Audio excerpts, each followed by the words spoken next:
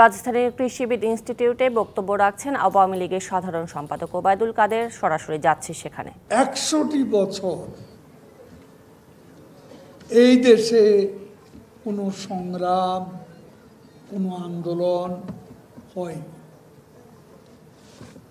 1757 থেকে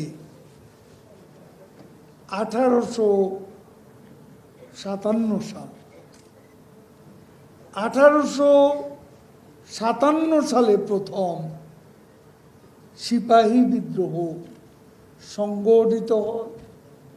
বাংলার ব্যারাকপুরের সিপাহীরা বহরমপুর, মুর্শিদাবাদ এলাকায় বিদ্রোহ করে এবং আমাদের শেষ মুঘল সম্রাট বাহাদুর শাহের নামে, আমাদের পুরনো ঢাকা বাহাদুর শাহ পার্ক, এই এলাকাটাও ছিল সিপাহী বিদ্রোহের স্মৃতিচিহ্ন। এই ইতিহাস আমাদের মনে রাখা উচিত। আমাদের এই 400 বছরের ঢাকা শহরে অনেক স্মৃতি আছে অতীতে, সংগ্রামের, আন্দোলনের, খণ্ড খণ্ড বিপ্লবের, বিদ্রোহের।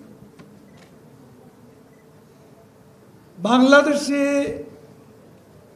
স্বাধীনতা আন্দোলনের সূচনাটাই হয়েছিল কৃষকদের হাতে। 1, 2, 3 ঢাকায় জমি জিতে নিন 100% ক্যাশব্যাক সহ 20 কোটি টাকার পুরস্কার।